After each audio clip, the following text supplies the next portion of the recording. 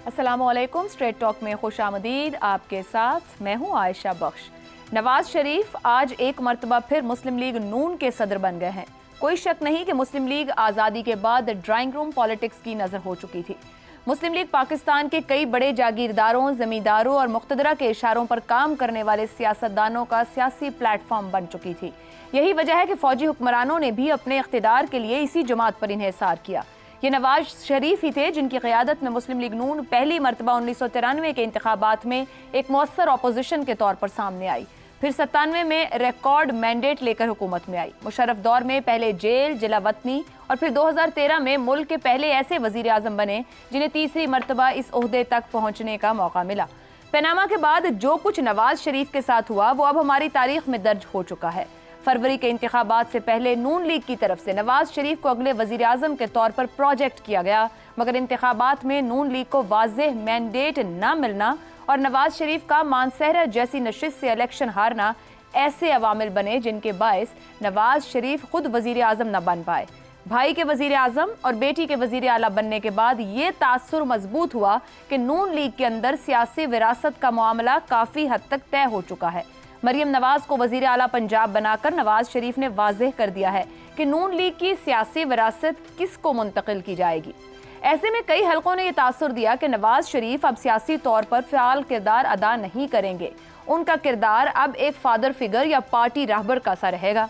ऐसे में बड़ा सवाल ये नहीं कि नवाज शरीफ फिर से मुस्लिम लीग नून के सदर बन गए हैं, बल्कि बड़ा सवाल यही है कि नवाज शरीफ ऐसे हालात में पार्टी के सदर क्यों बन रहे हैं जब 74 साल की उम्र में उनको सेहत के कई मसाइल लाहक हैं। उन्होंने अपनी सियासी विरासत का फैसला कर लिया है। उनके खिलाफ मुकदमात खत्म हो चुके हैं।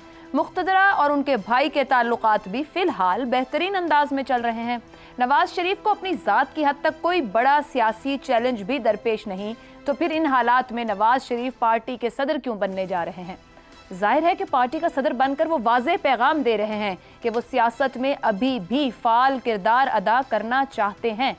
ऐसे में बड़े सवालात यही जन्म लेते हैं कि नवाज शरीफ के पार्टी सदर बनने से नून लीग की सियासत और इससे बढ़कर मुल्की सियासत पर क्या असरात मुरत्तब होंगे। मुल्क का मौजूदा सियासी अदम इस्तेहकाम, माशी हालात, बानी PTI की सियासत, अपोजिशन की एहतजाजी तहरीक, इदारों में कशमकश और मुल्क के पूरे सियासी मंजरनामे पर नवाज शरीफ के इस बड़े सियासी फैसले के क्या असरात पड़ने जा रहे हैं, इसी को समझने की कोशिश करेंगे। पैनल में हमारे साथ हैं हसन निसार, अबसार आलम, शहजाद चौधरी और इफ्तिखार अहमद साहब। आप चारों का बहुत शुक्रिया। प्रोग्राम का सवाल, नवाज शरीफ 7 साल बाद फिर से मुस्लिम लीग नून के सदर। मुल्क का मौजूदा सियासी मंजरनामा, नवाज शरीफ सियासत में फ़ाल होकर क्या सियासी मकासद हासिल करना चाहते हैं? इफ्तिखार साहब, आपको क्या लगता है, क्या कुछ तब्दील नवाज शरीफ नज़र आएंगे? 3 बार के वज़ीर आज़म हैं और फिर 17-18 ऑनवर्ड्स अब तो तारीख का जो हिस्सा बने किरदार वो बहुत कुछ मुंह से बोल रहे हैं और आज की सियासत भी सामने है। पर्पज़ क्या है उनका? देखें, इस वक्त जो मकसद है पाकिस्तान की सियासत में सियासतदानों के सामने, वो है कि क्या वो पाकिस्तान को एक मजबूत पाकिस्तान बनाने में कामयाब हो जाते हैं या नहीं। पिछले 4-5 साल से पाकिस्तान पे हर किस्म के हमले हो रहे हैं। इसकी जो जोग्राफियाई हदूद है उनको भी चैलेंज किया जा रहा है और जो इसकी सियासी खेल है उसमें ऐसी सी बातें की जा रही हैं जिसकी तवक्को नहीं की जा सकती थी। इक़्तिसादी तौर पे हम एक ऐसी जगह पे खड़े हैं कि थोड़ी सी गलती हमें गहराई में फेंक देगी। तो आज जब नवाज शरीफ 7 साल के बाद मुस्लिम लीग की क़यादत उन्होंने दोबारा संभाली है, तो मेरा ख़्याल है ये सवालात उनके ज़हन में होंगे, क्योंकि यही वो सवालात हैं जो अब जवाब चाहते हैं। माजी में क्या हुआ, किसने किसको फेंका, किसने किसकी टांग खींची, किसने किसको क्या किया, ये सब लोगों को अज़बर याद हो गया है।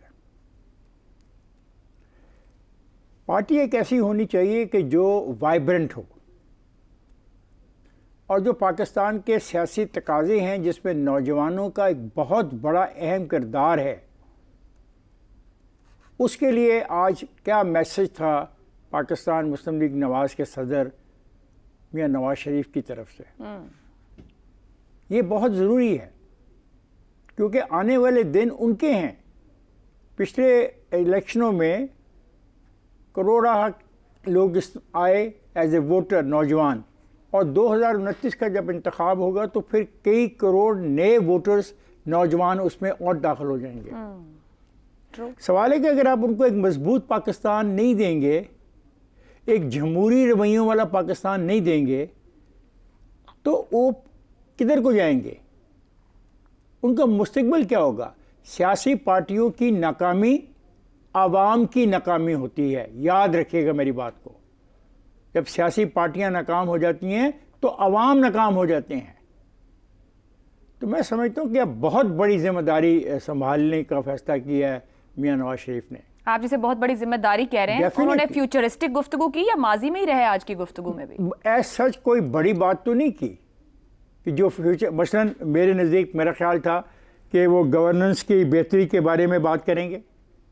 मेरा ख्याल था कि वो इक़्तिसादी पॉलिसियों को बेहतर बनाने के लिए रोड मैप देंगे। उन्होंने बात तो की है कि माजी में उन्होंने ये किया और उसके अच्छे फ़ायदे हुए, और आज वो टीवी देख रहे थे तो उन्हें पता लगा कि घी की कीमत कम हो गई है। ओके, लेकिन सवाल है कि इक़्तिसादी पॉलिसियों को बेहतर बनाने के लिए अब एक मुकम्मल रोड मैप की ज़रूरत है। 1 साल की, 2 साल, 3 साल, 5 साल। उन्होंने ये तो कह दिया कि 2 साल मुश्किल के होंगे, उसके बाद 3 साल अच्छे होंगे। जो 2 साल मुश्किल के होंगे उसकी निशानदेही नहीं कर रहे, और जो अगले 3 साल पॉजिटिव होंगे, बेहतर होंगे, उसकी भी हमारे साथ बात नहीं की। फिर पाकिस्तान का सियासी मुस्तकबिल अब क्या है?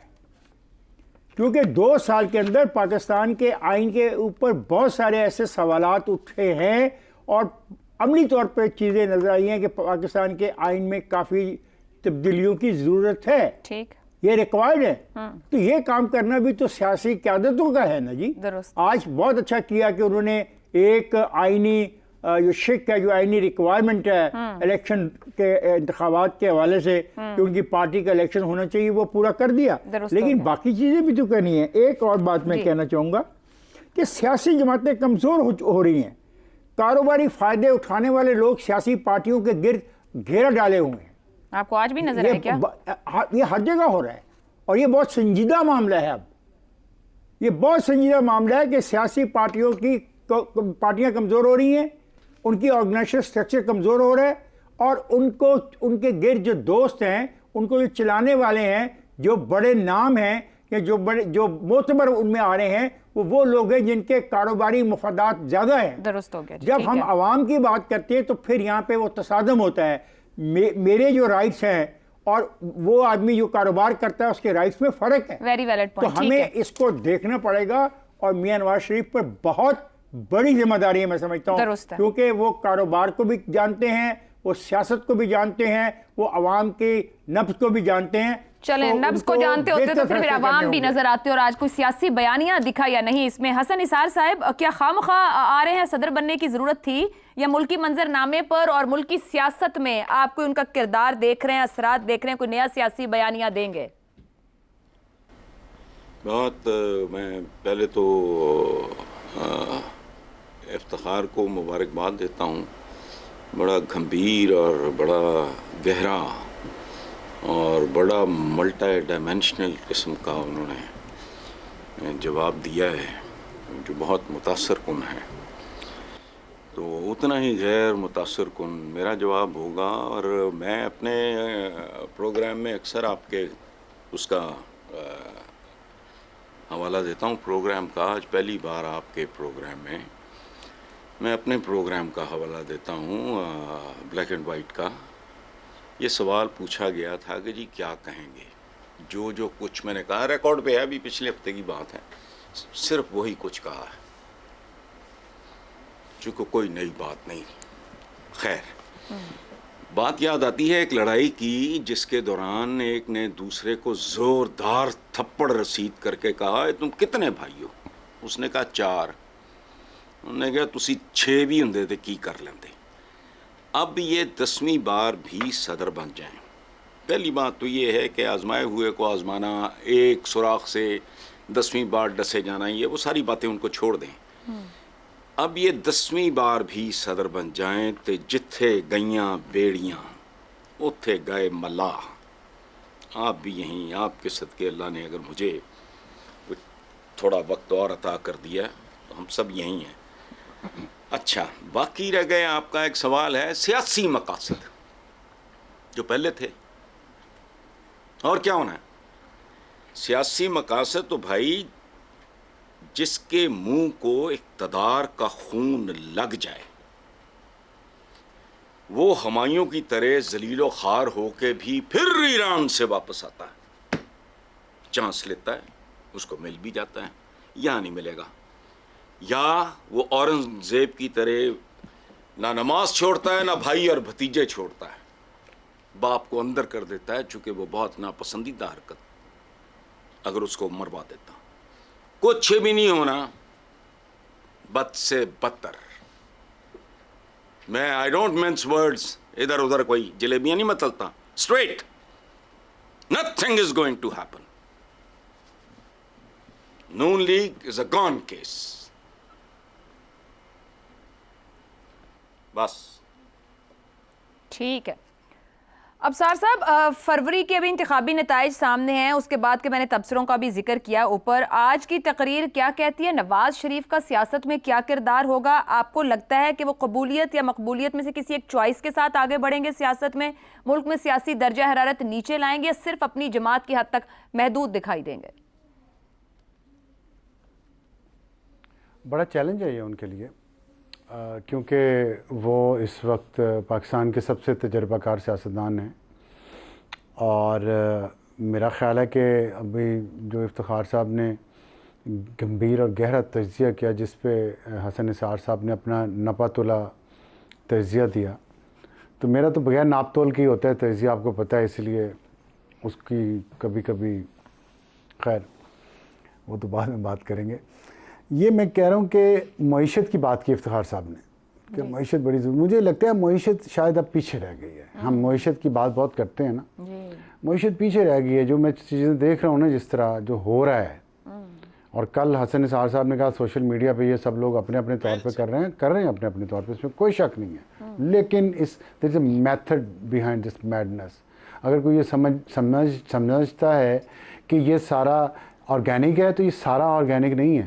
آرگینک ہے, میں مانتا ہوں, لیکن جو باہر بیٹھے ہوئے لوگ جو کر رہے ہیں نا اس ملک کے ساتھ, اور جس طرف وہ لے جا رہے ہیں, مجھے تو کوئی لچھن اچھے نہیں نظر آتے. تو آپ نے کہا نا سیاستدان کے سیاسی مقاصد ہی ہوتے ہیں. سب سے بڑا سیاسی مقصد نواز شریف کا یہ ہونا چاہیے کہ اس ملک کی وحدت قائم کیسے رہ سکتی ہے, اور اس کے لیے انہیں دو کام کرنے چاہیے. ایک تو انہیں مستقبل کا نقشہ دیکھنا, مستقبل کا خواب دیکھنا چاہیے, ماضی کے خواب نہیں دیکھنے چاہیے, اور مستقبل کا نقشہ دیکھ کے اس کے مطابق انہیں دو چیزوں پہ کھل کے بات کرنی چاہیے. وہ کھل کے پوچھیں اور اپنا ایجنڈا دیں اور پلان دیں کہ اس ملک کی عدلیہ اور اسٹیبلشمنٹ کیا چاہتی ہے. سیدھا سا سوال ہے ایک, اور اگر اس سوال کا جواب مل جائے, یہ ڈیبیٹ ہو اس ملک میں, سارے اوپنلی ڈیسنٹلی اس پہ بات کریں کھل کے. اس کے علاوہ کوئی آگے بڑھنے کا راستہ نہیں ہے, اس لیے کہ یہ نظام ناکام ہو چکا ہے. سب اس وقت جو سکتے کی حالت میں ہیں, کوئی کچھ نہیں کر پا رہا. تو اور اگر کسی نے کوئی کرنے کی کوشش کی تو خون خرابہ ہے, جو آپ کو سب کو نظر آ رہا ہوگا. ٹھیک, تو اس لیے میں تو نہ خون خرابہ چاہتا ہوں اپنے وطن میں, نہ میں اس کو ٹوٹتے دیکھنا چاہتا ہوں. میں سب تو چاہتا ہوں ساری قومیتیں ہیں اس میں خوشحال رہیں. سر صاحب, قطع کلامی کی معذرت, آپ نے کہا کہ فیوچرسٹک خواب دیکھیں, ماضی کی نہ دیکھیں. آج کی تقریر میں ان کی تقریر کا ایک بڑا حصہ عمران خان کو مخاطب کرتے ہوئے, ان سے گفتگو کرتے ہوئے ان کو ماضی یاد دلاتے ہوئے تھا. میرا آپ سے سوال یہ ہے کہ جو آپ نے کہا ان کو یہ کرنا چاہیے, انہوں نے آج تقریر میں ایسی گفتگو کیوں نہیں کی؟ میں اور آپ ہم دونوں کہہ رہے کہ ایکسپیرینسڈ سیاستدان ہیں, انہوں نے اوپر سے معاملات اور حالات دیکھتے ہوئے ان تمام معاملات پر کیوں چپ رکھی؟ جب ہم اداروں میں کشمکش کی بات کر رہے ہیں, سیاسی عدم استحکام کی بات کرتے ہیں, کیوں نہیں آئے اس بات پر؟ کیا خوف ہے ان کو اس پہ بات کرنے؟ دیکھیں, یہ اس لیے نہیں آئے کہ ہم بھی نہیں آتے نا اس اصل بات پہ, تو ہم بھی نہیں آتے. ہم نے بھی, آپ نے, میں دو باتیں کی, آپ نے پہلی پکڑ کے اس پہ کر لیا بات. عمران خان کا ذکر کرنا اس لیے ضروری ہے کہ عمران خان اس ساری انارکی, کیوس یا خوشحالی کے درمیان ایک لنچ پن ہے. سب فیصلہ کریں اور نواز شریف اس پہ بات کریں کھل کے. درست آپ کی بات. چلیں ہم اگر ایک سیکنڈ کو بانی پی ٹی آئی اور پی ٹی آئی کو ایک طرف بھی رکھ دیں, تو نواز شریف صاحب آج خطاب کرتے ہوئے اچکزئی صاحب کو, مولانا صاحب کو, جماعت اسلامی کو, دیگر جماعتوں کو کہہ سکتے تھے میں آپ سب کے ساتھ چلتا ہوں, آئے ہم اس میں سے حل نکالیں. وہ کسی اور کو مخاطب کرتے, انہوں نے تو کسی کو بھی مخاطب نہیں کیا. وہ تو ماضی میں کھڑے ہیں غالباً, آگے چلے ہی نہیں. نہیں دیکھیں میں نے آپ کو پھر کہا ہے کہ آپ اسٹیبلشمنٹ اور عدلیہ سے بھی پوچھیں کہ وہ آگے بڑھنا چاہتے ہیں کہ نہیں چاہتے. خالی نواز شریف عمران خان آگے نہیں بڑھ سکتے. عمران خان کا اس لیے ذکر کیا ہے, میں نے آپ کو بتایا کہ وہ لنچ پن ہے. عمران خان جب تک ریئلائز نہیں کرتا کہ اس نے کیا کیا ہے, اسے کیا کیا 2013 سے لے کے اب تک, جب نواز شریف اس کے گھر گیا تو اس وقت پھر آج 11 سال ہو گئے اس بات کو, جو نواز شریف نے ابھی ذکر کیا کہ سی ڈی اے کی سڑک بنوانی تھی بنی گالہ کے لیے, 11 سال ہو گئے اس بات کو. اس 11 سالوں میں کیوں نہیں عمران خان اپنا کاسٹ اینڈ بینیفٹ انالیسس کرتے اپنا اور اپنی سیاست کا, اور سوچیں کہ اگر اس وقت سیاسی جماعتیں سیاسی قوتیں اکٹھی ہو جاتی, 2 الیکشن ہو گئے ہیں اس کے بعد سے بھائی, عمران خان 2 دفعہ وہ تو پچھلے 2 سال میں بھی انالیسس نہیں کر سکے میرا خیال سے, اور ابھی بھی ضرورت پھر یہی بات ہے نا. اس لیے جب تک وہ اپنی غلطی ریئلائز نہیں کرتے, ان کو لانے والے اپنی غلطیاں ریئلائز نہیں کرتے, اپنے آپ کو بادشاہ اور بادشاہ گری سمجھے جانا انہوں نے, تو پھر تو یہ ملک آگے نہیں چل سکتا. یہ بنیادی سوالات ہیں عائشہ, اس پہ بات کرنی چاہیے, نواز شریف کو بھی کرنی چاہیے, انہیں کہنا چاہیے کہ پارلیمنٹ جو ہے اس کی سوورینٹی ہونی چاہیے یا نہیں ہونی چاہیے. ایک دفعہ فیصلہ کر لیں کہ ووٹ کو عزت دینی ہے کہ نہیں دینی, ختم بات. اتنی مختصر بات ہے, پھر آگے جا سکتے ہیں ہم, ورنہ ہم آگے نہیں جائیں گے, اسی جگہ گھومتے رہیں گے. ٹھیک ہے شہزاد صاحب, یہ 28 مئی 1998 کو آج بڑا یاد کیا, اور نواز شریف صاحب نے پارٹی صدر بننے کے لیے بھی اسی دن کا انتخاب کیا ہے. کوئی علامتی میسج بھی ہے اس دن کے اندر, یا صرف صدر بننا ہی اب ایک علامتی ان کا رہے گا؟ آپ کو لگتا ہے ان کے کوئی سیاسی گولز ہیں؟ اچھا, پہلے تو میں آپ کی بصیرت کو سلام اس لیے پیش کرنا چاہتا ہوں کہ آپ نے 28 مئی کا جو ٹریپ ہے اس سے اپنے آپ کو آج کے دن کے لیے بڑے اچھے طریقے سے بچایا, اور ایسا ہی بچنا چاہیے ہر اس ذی شعور آدمی کو جو کہ اس طرح کے کھلونوں کے پیچھے بھاگتے ہیں. قومیں ایٹم بموں سے نہیں بنتی, قومیں اور بہت ساری اس کے علاوہ بہت ساری چیزوں سے بنتی ہیں. ایٹم بم ضروری نہیں کہ اس کا حصہ ہوں. تو میرا خیال ہے اس لحاظ سے چاہے نواز شریف ہو یا کوئی اور ہو, یا وہ جو اس کے اوپر بہت زیادہ ڈھول پیٹتے ہیں, میرا خیال ہے ان کو اپنے اس سوچ کے اوپر دوبارہ غور کرنے کی ضرورت ہے. تو اس لیے آپ کی بصیرت کو سلام کہ آپ نے اس کو اوائڈ کیا, سوائے اس سوال کرنے کے اندر جو کہ آپ نے مجھے کیا. دوسری بات, نواز شریف صاحب نے کیوں صدارت لی ہے یہ تو ان سے پوچھا جانا چاہیے. شاید کچھ خاندانی مقاصد ہوں, کچھ ایسی شخصی اور انائی چیزیں ہوں جو کہ ان کو سکون نہیں لینے دے رہی.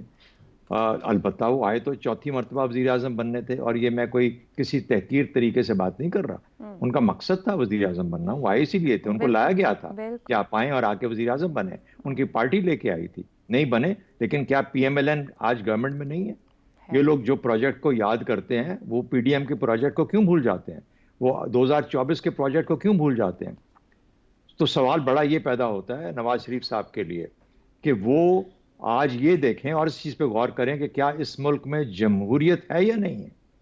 بے شک بات کی جاتی ہے کہ اس ملک کو آج اپنی بقا کے لیے خطرہ ہے, افتخار صاحب نے ذکر کیا. میرا خیال ہے اس سے بھی پہلا جو قدم ہے وہ یہ ہے کہ جمہوریت ہے اس ملک میں یا نہیں ہے. میں جمہوریت کی روح کے اوپر بعد میں بات کروں گا, یا اگر کرنے ضرورت ہو تو بعد میں کی جا سکتی ہے. تو جمہوریت ہی جہاں نہ ہو وہاں پر جمہوریت کو قائم رکھنا ہے. اور جمہوریت کا مطلب یہ نہیں ہوتا کہ ایک سیاسی جماعت کے ساتھ اس کو جنگ لے لی جائے ڈائریکٹلی, کیونکہ آپ کسی اور کا نام نہیں لے سکتے. سارا ذکر کیا ابصار صاحب نے اس بات کے اوپر کہ وہ ایک لنچ پن ہے. وہ لنچ پن ہو سکتا ہے, وہ آج لنچ پن نہیں ہے. آج تو آپ کو شکایت ہی پی ایم ایل این کو یہ ہے کہ ان کا نیریٹو وہ لے اڑا, تو کس طریقے سے لنچ پن ہو گیا؟ وہ تو سیاست اس وقت بھی کر رہا ہوگا, آج تو بہت اچھی سیاست کر رہا ہے, اس طریقے سے کر رہا ہے کہ آپ کا جو بیانیہ تھا وہ لے کے خود اڑ گیا, اور وہ اس سے فلائی کر رہا ہے اس بیانیے کے ساتھ. اگر یہ بیانیہ تھا اور اگر یہی بیانیے چلتے ہیں اس ملک کے اندر, تو نہ آپ کو اپنی سیاست کا پتہ ہے, نہ آپ کو یہ پتہ ہے کہ نہ جمہوریت کا خیال ہے. آپ کسی نہ کسی طریقے سے طاقت میں آنا چاہتے ہیں, آپ شو کرنا چاہتے ہیں کہ چاہے وہ شخصی ہے, چاہے انائی ہے, چاہے خاندانی ہے, جو طاقت ہے میرے پاس ہے, اور میں بن کے دکھاؤں گا کہ 4تھی مرتبہ کا وزیر اعظم کیا ہوتا ہے. اور میں پروف کروں گا, کیونکہ میرے اوپر ایک پورے کے پورے ایک صفحے کے اشتہارات آئے تھے کہ میں 4تھی مرتبہ وزیر اعظم بننے جا رہا ہوں. تو میری انا اس سے تسکین, ہم پی ایم ایل این ضروری نہیں ہے, ان کی انا کی تسکین ضروری ہے. ورنہ یہی پی ایم ایل این ہے نا, یہی لوگ ہیں, یہی احسن اقبال ہے, یہی خواجہ آصف ہے, یہی ڈار صاحب ہیں, انہوں نے اس بعد میں بھی فائنانس دینی ہے. میرے حساب سے تو نواز شریف صاحب کا جو پچھلی حکومت تھی 2016-17 تک کی, اس کے اندر بھی نواز شریف اپنا انٹرسٹ کھو چکا تھا, کیونکہ وہ کتنی مرتبہ اس وزیر اعظم کے عہدے پہ رہ سکے. اور پھر 1990 کا اس کا جو دور تھا وہ بیسٹ دور تھا, اس میں پالیسی کی تبدیلی آئی, اس کے اندر ترقی کے عوامل پیدا ہوئے, لیکن اس کے بعد تو پھر ایک فلیٹ نواز شریف ہے بالکل سے مکمل طور پہ, اور پچھلا 2016-17 والا تو ڈاؤنورڈ ٹرینڈ کے اوپر تھا. اب میرا نہیں خیال کہ نواز شریف کوئی بہت بڑا معجزہ دکھا سکتے ہیں. بات آج جو کرنے والی ہے وہ یہ ہے اس ملک میں جمہوریت واپس لانے کے لیے کیا کرنا ہے. 2024 کے قریب یا 2000 پتہ نہیں 200 سے اوپر 200 سے اوپر پولیٹیکل پارٹیز ہیں اس ملک کے اندر. اگر ایک پی ٹی آئی ہے تو کیا فرق پڑتا ہے؟ 200 نے تو آپ کو کوئی نقصان نہیں پہنچایا. آج آپ کہتے ہو پروجیکٹ ہونے کی وجہ سے بہت نقصان پہنچا ہے. ایک پولیٹیکل پارٹی کے طور پہ اس کو یا اس کے خلاف لڑو یا اس کو کسی چارٹر میں شامل کرو اور یہ فیصلہ کرو کہ اس ملک میں جمہوریت کس طریقے سے لے کے آنی ہے. جمہوریت ہوگی کسی شکل کے اندر, کم از کم الیکشن کے عمل کے اندر. آج تو آپ کی اپنی سیٹ کھو گئی, آج تو پی ایم ایل این کی حکومت کے اوپر سوالات کھڑے ہو گئے, تو کون سی جمہوریت کی ہم بات کرتے ہیں؟ اگر یہ کہہ رہے ہیں کہ میری وجہ سے اصلی اور بڑی جمہوریت آئے گی, تو یاد رکھیں 2024 میں بھی نواز شریف اتنا ہی بڑا فیکٹر تھے, شاید اس سے بڑا فیکٹر تھے جو کہ آئندہ کسی الیکشن میں ہوں گے, کیونکہ 75-76 سال کی عمر کے اندر بندہ اپنی تھوڑی سی ذرا انرجی لوز کر دیتا ہے. یہ ہم سب سے پوچھ لیجئے. ابصار صاحب کا کہنا درست ہوتا ہے عام طور پہ, تو میرا نہیں خیال بہت زیادہ فرق درست. تو اس گفتگو کو کنکلوڈ کرتے ہیں. کوئی سیاسی بیانیہ سنا نہ مستقبل کے خواب دکھائی دیے, تو ایک علامتی عہدہ ضرور سنبھالا ہے. دیکھنا یہ ہے کہ ہماری سیاسی قیادت کو مستقبل کی فکر کتنی ہے. ایک بریک, اور بریک کے بعد ایک اور بیان اور اس پر تبصرہ.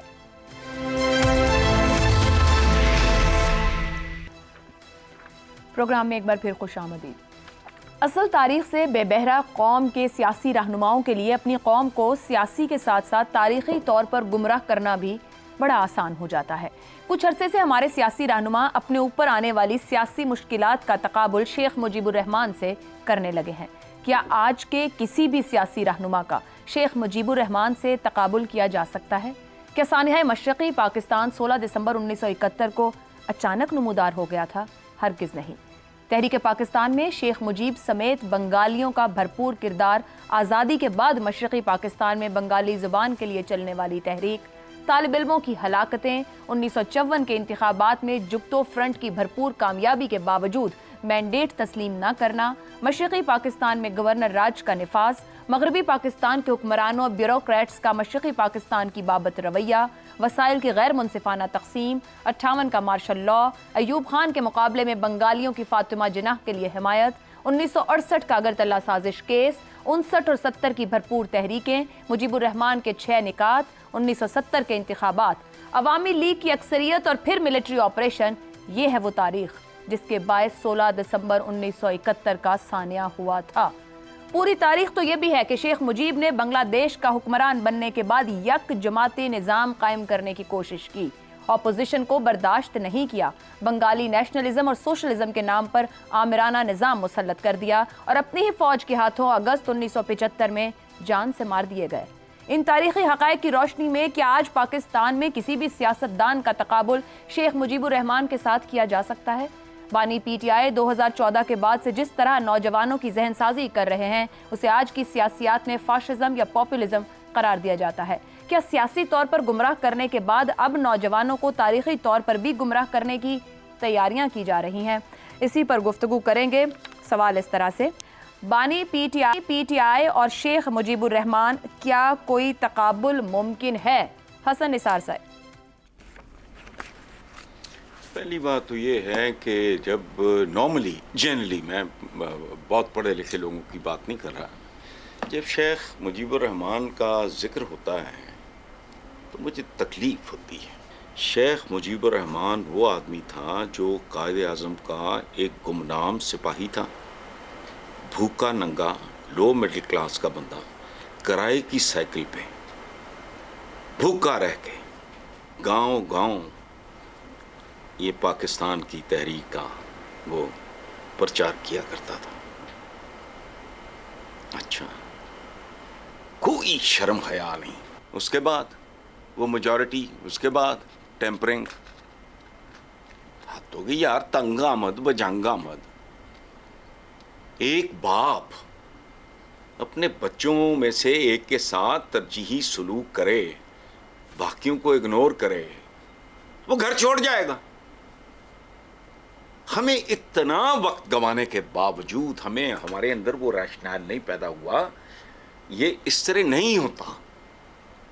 تو یہ کوئی گالی نہیں ہے شیخ مجیب الرحمان کو کہنا. غدار کہنا بہت آسان ہے, وہ مطلب سطحی قسم کے لوگ ہیں. ان ڈیپتھ اس کا بیک گراؤنڈ تو دیکھو, وہ کون تھا, اس نے کیا کیا تھا ساری زندگی. پھر جب اسے پتہ لگا کہ نہیں کچھ بھی نہیں ہے. خیر ایک بات, پاکستان کی تاریخ میں ایک آدمی بتاؤ 76 سال میں اکلوتا world cup, chain of cancer hospitals جو اعلیٰ ترین طریقے سے چل رہے ہیں. سوائے میرا خیال آغا خان کے پورے پاکستان میں ایسا ہاسپٹل نہیں ہے. میں تو مین بلوارڈ پہ رہتا ہوں اس کا. اچھا, نمل یونیورسٹی مقبول ترین سیاسی جماعت قائم کر دینا اگینسٹ آل آڈس, گھاس ہی نہیں پڑی کئی سال, میں تو جانتا ہوں. اور جس کا آپ لوگوں کو شاید علم بھی نہیں ہے, وہ بہت سی کتابوں کا, بہت ہی زبردست کتابوں کا, جن میں سے ایک دو کا تعلق پاکستان کے ناردرن ایریاز وغیرہ کے ساتھ ہے, وہ مصنف بھی ہے. ٹھیک, ہاں, لیکن اتفاق سے بندہ ہے, فرشتہ نہیں ہے. تو تقابل آپ نے بنا دیا ہے. چلیں جی, اب سر صاحب میں آپ کی جانب آؤں. پہلے نواز شریف اور اب عمران خان, سیاسی مظلوم بننے کے لیے شیخ مجیب الرحمان کے ساتھ تقابل کی کوشش کیوں کی جاتی ہے؟ منافقت کوٹ کوٹ کے بھری ہوئی ہے ہمارے ہر طبقے میں, صرف یہ وجہ ہے اس کی, اور کچھ نہیں. ہم سچ کا سامنا نہیں کر سکتے, ہماری آنکھیں چندھیا جاتی ہیں سچ کو دیکھ کے. اور سچ یہ ہے کہ شیخ مجیب الرحمان کا, جیسے کہ ذکر کیا حسن نثار صاحب نے, سائیکل پہ پاکستان کی تحریک چلاتا رہا. گمنام ورکر نہیں تھا, وہ صدر تھا, جنرل سیکرٹری رہا وہ مسلم لیگ کا وہاں پہ بنگلہ دیش میں. حسین شہید سہروردی کا رائٹ ہینڈ مین تھا وہ, اور وہ اس وقت پاکستان کی تحریک چلا رہا تھا جب جلندر سے مائیگریٹ کرنے والے 2 کمروں کے مکانوں والے لاہور کی کنال روڈ پر زمینوں پر بڑے بڑے قیمتی پلاٹوں پر قبضے کر رہے تھے عمران خان کے جو انسیسٹر سے. یہ ہے تقابل. جس وقت مادر ملت فاطمہ جناح پہلے ملٹری ڈکٹیٹر ایوب خان کے خلاف الیکشن لڑ رہی تھیں, ان کو غدار قرار دیا, انڈیا کا ایجنٹ قرار دیا ایوب خان نے. اس مادر ملت فاطمہ جناح کی گاڑی پہ سب سے آگے شیخ مجیب الرحمان ان کے گارڈ کے طور پہ بیٹھا ہوتا تھا. عمران خان اس ایوب خان ملٹری ڈکٹیٹر کے حق میں جلسوں میں تقریریں کرتا ہے, اس کی خدمات, اس کا وقار, اس کی تمکنت اور اس کا جبر اور اس کی وجاہت کے قصے سناتا ہے ہمیں. دوسری یہ ہوگی. تیسری آپ کو میں بتاتا ہوں, 1951 سے لے کے 1968 تک ایوب خان اس ملک کا آرمی چیف رہا. کتنے سال بنتے ہیں حساب آپ لگا لیں, میں کمزور ہوں حساب میں. اس دوران اور اس کے بعد یحییٰ خان اس کا نائب تھا, خود آرمی چیف لگایا ایوب خان نے اس کو. دونوں نے مل کے ملک کو توڑا, صرف یحییٰ خان ہی تھا, ایوب خان بھی اس میں شامل تھا. اور جہاں تک تو یہ شیخ مجیب تو کبھی بھی نہیں ملک کو توڑنا چاہتے تھے, وہ تو پاکستان کے وزیر اعظم بننا چاہتے تھے. ان کے 6 نکات میں کوئی برائی نہیں تھی, لیکن ان کو ایوب خان اور یحییٰ خان, وہ بھی دیکھ لیں اس کا کیا کردار تھا. پھر آگے آپ دیکھ لیں شیخ مجیب الرحمان کی پورے کیریئر میں ایک بندہ بتا دیں جو غیر آنی جس نے اس کو سپورٹ کیا ہو یا اس نے کسی کی سپورٹ لی ہو. عمران خان صاحب کے لیے جنرل ایوب خان ہیرو ہے, جنرل ضیاء الحق ان کو واپس بلاتا رہا, ان کے کہنے پہ واپس آئے. پرویز مشرف ان کا ہیرو ہے, ان کے ریفرینڈم کی کیمپین چلاتے رہے. جنرل حمید گل نے ان کی انگلی پکڑی. یہ ہے جمہوری سفر عمران خان کا اور شیخ مجیب الرحمان کا. آپ کے لیے تقابل نہیں, حسن صاحب نے کہا تقابل ہے. بریک لیتے ہیں, بریک کے بعد شہزاد صاحب اور افتخار صاحب کی رائے جانیں گے کہ آخر ضرورت کیا پڑی سوشل میڈیا پر آ کر 71 سے اپنے موازنے کرنے کی پاکستان تحریک انصاف کو. اس بریک کے بعد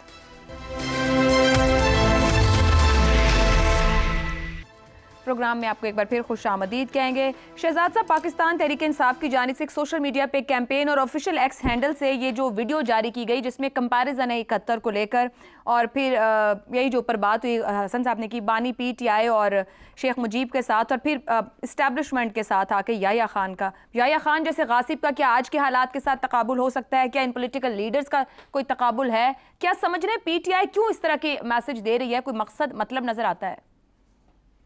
دیکھیے مجھے یہ نہیں پتا PTI کیوں اس طرح کیا, کیونکہ PTI اسی قوم کا حصہ ہے نا, تو جس قسم کی گفتگو آپ کو سننے کو ملتی ہے وہ بھی اسی قسم کی گفتگو کریں گے نا. تو اس لیے میں ان کی بات نہیں کرتا. ہمارا مقصد یہاں بیٹھ کے بات کرنا, اسی چیز کو ہوا دینا نہیں ہونا چاہیے. ہمارا مقصد یہ ہے کہ ہم جتنا ہم جانتے ہیں اس حد تک تو کم از کم سچ بولیں نا, جتنا ہم جانتے ہیں. تو دیکھیے جب ہم مجھے شیخ مجیب الرحمان کا ذکر کرتے ہیں تو 71 آتا ہے، 71 کے بعد پاکستان کا ٹوٹنا آتا ہے اور یہ خوف آتا ہے کہ پاکستان ٹوٹ جاتا ہے جب ہم شیخ مجیب الرحمان کا نام لیتے ہیں. اس کی تاریخ بیان کی یہ ایک حصہ ہے، وہ ایک فوجی شکست تھی، ایک جنگ ہوئی جس میں فوج پاکستانی افواج کو شکست ہوئی جس سے مشرقی پاکستان علیحدہ ہوا. اس کی میں as a professional military person میں ایک پوری اس کی ایک لاجک پیش کر سکتا ہوں، وجوہات بیان کر سکتا ہوں کہ فوجی طور پر جو شکست ہوئی اس کی کیا وجوہات ہیں. وہ ایکسیپٹ بھی کئی جگہ پہ ہو جائیں گی، اس کے اوپر آرگیومنٹ آئے گا آگے پیچھے، کچھ اسٹریٹجی کے اوپر آئے گا، کچھ اور چیزوں پہ آئے گا، آ سکتا ہے. میں لیکن جہاں تک مجھے اس کی وجوہات کچھ نہ کچھ بنتی نظر آئیں گی. پاکستان کی کنسیپشنز میں اس کی وجوہات ہوں گی، اس کو چھوڑ دیتے ہیں. لیکن ایک اور بہت بڑی وجہ ہے جو کہ اس شکست کی وجہ بنی، اور وہ یہ ہے کہ سیاست کے اندر جیتنے والے کو جب اس کا حق نہ ملے تو عام طور پر پھر اس قسم کے معاملات کے اندر جغرافیائی مسائل ہوں وہاں پر قومیں ٹوٹ جایا کرتی. یہ بھی ایک سبق ہے. سیاست کے شعبے میں جو جیتنے والا ہے اس کا حق ڈینائی کہ آپ نے جگتو فرنٹ کا ذکر کیا، مینڈیٹ کو نام ماننے کا ذکر کیا، اس خوف کا ذکر کیا کہ مشرقی پاکستانی بنگالی ہم پہ غالب آ جائیں گے. یہ بھی ایک حقیقت ہے. جو کتابیں پڑھتے ہیں لوگ وہ جانتے ہیں، جو اس زمانے کی پاکستان کے بعد کی جو کتابیں لکھی گئی. تو اس لیے میرا خیال ہے کہ ہمیں جب بیان کرنا ہے تو پوری چیز کو بیان کرنا ہے. اور جب ہم یہ کہتے ہیں کہ ہاں مماثلت کیا ہے کہ سیاست میں جیتنے والے کو اس کا حق ملنا چاہیے، چاہے وہ ہٹلر ہی کیوں نہ ہو، کیونکہ ہم نے رستہ چنا ہے. ہم نے وہ رستہ چنا ہے. ہم نے کہا ہے کہ ہٹلر بھی جیت جائے، ایسا خوف بھی کریٹ ہو جائے کہ پتہ نہیں وہ کیا فیصلہ کرے گا. پھر عوام اگر اپنا فیصلہ دیں گے تو پھر عوام کا فیصلہ ماننا پڑے گا اور ماننا چاہیے. اب یہ نہیں کہ ہم کوئی خدا نخواستہ وقت پورا لوز کر چکے ہیں، آج بھی وقت ہے. اگر ہم اس لیے بار بار پہلے سوال کی کنٹینیوٹی ہے، نواز شریف صاحب کو کیا سیکھنا ہے اگر 5ویں دفعہ بننا چاہتے ہیں؟ 4 دفعہ سب سے پہلے سبق سیکھنا ہے یا اپنا اگر ریویو کرنا ہے، انٹروسپیکشن کرنی ہے، تو کیا آج سیاست وہ والی سیاست ہے جو ہونی چاہیے یا آج بھی ہم آپس میں ہی لڑ رہے ہیں؟ اگر ہم آج بھی اس طرح لڑ رہے ہیں تو پھر اس وجہ سے ریلیونس بنتی ہے اس شخص کی. باقی تاریخ ہم وہاں سے کیسے چلے، کون ہمیں لے کے آیا 1948 کے بعد 47 کے بعد سے 1962 تک جب اگرتلہ سازش کیس بنا اور سازش شروع ہوئی، وہ علیحدہ کہانی ہے. مجیب الرحمان ایک سیاسی آدمی تھا، اس نے ایک سیاسی سٹرگل کی، لیکن اس کا یہ مطلب نہیں ہے کہ ہمیں وہاں سے کچھ سیکھنے کو نہیں ہے. بہت کچھ سیکھنے کو ہے. اگر سیاست کرنی ہے، سیاسی عمل لے کے چلنا ہے تو جیتنے والے کو اس کا حق دیا جانا چاہیے. درست ہو گیا. افتخار صاحب، یہ جو پی ٹی آئی کی جانب سے ایک پیغام دیا گیا، اس کے جواب میں رانا ثناء اللہ نے کہا دعاگو ہوں اللہ عمران خان کو مجیب الرحمان جیسے انجام سے بچائے. یہ آپ کو لگ رہا ہے جیسے بھی شہزاد صاحب نے ذکر کیا کہ سیاست کوئی پازیٹیو ٹرن لینے کو تیار ہے؟ بالکل. میں رانا ثناء اللہ نے جو کہا وہی دعا میری ہے کہ رب العالمین تم وہ نہ سلوک کرنا اس آدمی سے جو اپنا کمپیریزن مجیب الرحمان سے کر رہا ہے. یہ بہت خوفناک بات کر رہا ہے، اس کو سمجھ نہیں آ رہی کیا کہہ رہا ہے. اگر بنگلہ بندھو بابائے قوم کو سیڑھیوں پہ کھڑے ہو کے پورے خاندان کے سمیت ختم کر دیا جاتا ہے تو اچھی بات نہیں ہے، یہ اچھی مثال نہیں ہے. خدا کے واسطے غور کرو. یہ شہزاد صاحب نے بھی بات کی ہے اور دوستوں نے بات کی ہے. اس کے پیچھے بہت تاریخی حقیقتیں بھی ہیں جو کرواہٹ سے بھری ہوئی ہیں. 54% وہ، 46% ہم. انتخاب ہوتا ہے لیگل فریم ورک آرڈر کے تحت، ایک کانسٹیٹیوشن بنانا ہے، ایک آئین بنانا ہے. اختلاف رائے پایا جاتا ہے کہ نہیں، اگر ہم وہاں جاتے ہیں تو ہم وہاں پہ یرغمال بنا لیے جائیں گے. غلط ہوا. لیکن مجیب الرحمان کے بارے میں یہ کہنا وہ غیر جمہوری عمل کا حصہ تھا، نو. وہ گولمیز کانفرنس میں آتا ہے. اگرتلہ کا کیس بھگتنے کے بعد جب اگرتلہ کا کیس ختم ہوتا ہے، ختم کیا جاتا ہے، تو وہ کانفرنس میں شمولیت کرنے آتا ہے. اور جیسا میرے دوستوں نے کہا کہ وہ بہت بڑا ڈیموکریٹ ہے. وہ سووردی کے ساتھ، وہ فضل حق کے ساتھ، وہ مسلم اس وقت کی آل انڈیا مسلم لیگ کے جلسوں میں لٹھ لے کے اپنے مخالفین کے ساتھ لڑتا ہے. تو پلیز فرق محسوس کریں. خدا کے واسطے उस आदमी उसको दूसरों के साथ कंपेयर ना करें। और मैं तो दुआ गो कि अल्लाह तबारक ताला ऐसा ना करे इस लीडर के साथ जो अपने आप को उससे कंपेयर कर रहा है, इसलिए कि उसके वोट ज़्यादा थे और उसके वोटरों को तस्लीम न करने के नतीजे में ये हुआ। नहीं माय डियर, मुक्ति बानी भी थी, हिंदुस्तान भी था, 1500 मील का फासला भी था, साजिश भी थी, और वो साजिश उसी दिन शुरू हो गई थी जब पाकिस्तान बना था।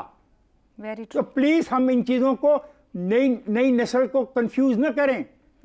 आपका मुतालबा है कि आपका इलेक्शन चोरी किया गया, ये बात मोहतरमा बेनज़ीर भुट्टो ने भी कही थी कि इलेक्शन विच वर स्टोलन। उन्होंने किताब लिखी थी, तो इस किताब लिखने के बाद उन्होंने ये कंपैरिजन स्टार्ट नहीं कर दिए थे। और खुदा का खौफ करो, हम 4 वफाकी इकाइयां हैं, हमें इन 4 वफाकी इकाइयों को इकट्ठा रखना है।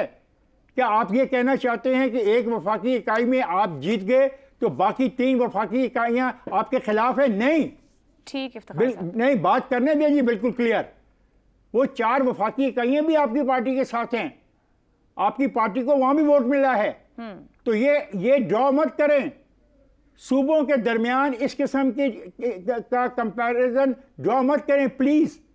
आपकी सियासी जद्दोजहद आपको मुबारक हो, आप लड़ें, फाइट करें। दुरुस्त। ये मुजीबर रहमान वगैरह जो लोग थे, ये जेलों में जाते थे, जेलों में रहते थे, जेलें भुगतते थे। तो इसको ऐसा इशू मत बनाएं। खुदा के लिए पाकिस्तान नहीं तो कुछ भी नहीं, याद रखना, हम सब नहीं। तारीखी हकीकतों को समझ कर आगे बढ़ने की आज के प्रोग्राम से इतना ही। इजाजत दीजिए, अल्लाह हाफ़िज़।